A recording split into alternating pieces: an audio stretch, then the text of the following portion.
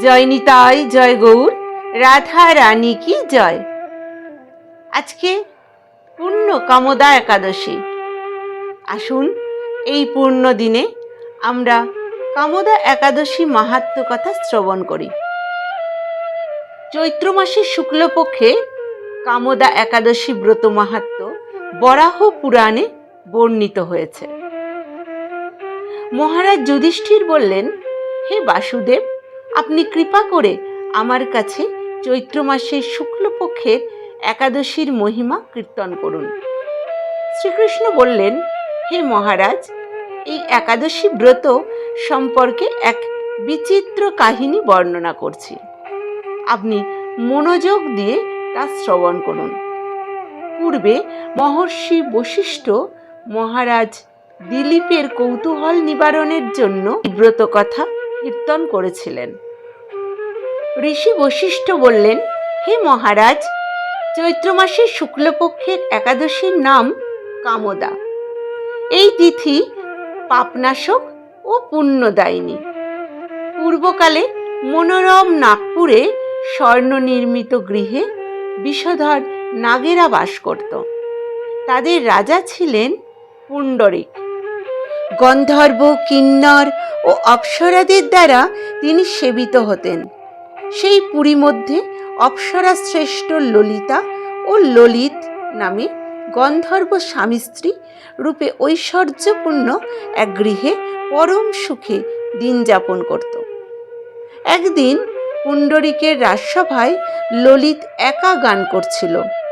এমন সময় ললিতার কথা তার মনে পড়ল। ফলে সঙ্গীতের স্বর, লয়, তাল, মানের বিপর্যয় ঘটল। কর্কটক নামে এক নাগ ললিতের মনোভাব বুঝতে পারল। গানের ছন্দভঙ্গের ব্যাপারটি সে পুণ্ডরিক রাজার কাছে জানালো। তা শুনে সর্পরাজ ক্রোধ ভরে কামাতুর ললিতকে, রে দুর্মতি, তুমি রাক্ষস হও বলে অভিশাপ দান করল। সঙ্গে সঙ্গে সেই ললিত ভয়ঙ্কর রাক্ষস মূর্তি ধারণ করল। তার হাত 10 যোজন বিস্তৃত, মুখ পর্বত গুহা তুল্য, চোখ দুটি প্রজ্বলিত আগুনের মতো, ঊর্ধ্বে 8 যোজন বিস্তৃত প্রকাণ্ড এক শরীর লাভ করল। ললিতের এরকম ভয়ঙ্কর রাক্ষস শরীর দেখে ললিতা মহা দুঃখে চিন্তায় ব্যাকুল হলেন। স্বেচ্ছাচারী রাক্ষস ললিত দুর্গম বনে ভ্রমণ করতে লাগল। ললিতা কিন্তু তার সঙ্গ ত্যাগ করল না। ললিত নির্দয়ভাবে মানুষ ভক্ষণ করত। এই পাপের ফলে তার মনে বিন্দু মাত্র শান্তি ছিল না। পতির এই দুরাবস্থা দেখে ব্যথিত চিত্তে রোদন করতে করতে ললিতা গভীর বনে প্রবেশ করল। একদিন ললিতা বিন্ধ্য পর্বতে উপস্থিত হল। সেখানে ঋষ্যশৃঙ্গ মুনির আশ্রম দর্শন করে মুনির কাছে হাজির হলো। তার চরণে প্রণাম করে সেখানে দাঁড়িয়ে রইল। মুনিবর জিজ্ঞাসা করলেন, হে সুন্দরী, তুমি কে, কার কন্যা, কি কারণেই বা এই গভীর বনে এসেছ? তা সত্য করে বলো। তদুত্তরে ললিতা বলল, হে প্রভু, আমি বীরধন্যা গন্ধর্বের কন্যা। আমার নাম ললিতা। আমার পতির পিশাচত্ব দূর হয় এমন কোনো উপায় জানবার জন্য এখানে এসেছি। তখন ঋষি বললেন, চৈত্র মাসের শুক্লপক্ষের কামদা নামে এক একাদশী আছে। সেই একাদশী ব্রত যথাবিধি পালন করো। এই ব্রতের পুণ্য ফল তোমার স্বামীকে অর্পণ করলে তৎক্ষণাৎ সমস্ত পাপ বিনষ্ট হবে। বশিষ্ঠ ঋষি বললেন, হে মহারাজ দিলীপ, মুনির কথা শুনে ললিতা আনন্দ সহকারে কামদা একাদশী পালন করল।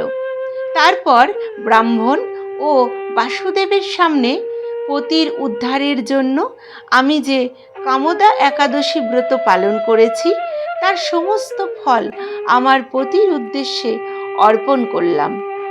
এই পুণ্যের প্রভাবে তার পিশাচত্ব দূর হোক। এই কথা উচ্চারণ মাত্রই ললিত সাপমুক্ত হয়ে দিব্য দেহ প্রাপ্ত হলো। পুনরায় গন্ধর্ব দেহ লাভ করে ললিতার সাথে মিলন হলো। তারা বিমানে করে গন্ধর্ব লোকে গমন করল। হে মহারাজ দিলীপ, এই ব্রত যত্ন সহকারে সকলেরই পালন করা কর্তব্য। এই ব্রত ব্রহ্মহত্যা পাপ বিনাশক এবং পিশাচত্ব মোচনকারী। এই ব্রত কথা শ্রদ্ধাপূর্বক পাঠ ও শ্রবণে বাজপেয় যজ্ঞের ফল লাভ হয়। আশা করি ভিডিওটি সকলের ভালো লেগেছে। যদি ভালো লাগে লাইক করবেন, বেশি বেশি করে শেয়ার করবেন। আর যে সকল বন্ধুরা এখনো পর্যন্ত চ্যানেলটি সাবস্ক্রাইব করেননি তারা অবশ্যই সাবস্ক্রাইব করে পাশে থাকবেন।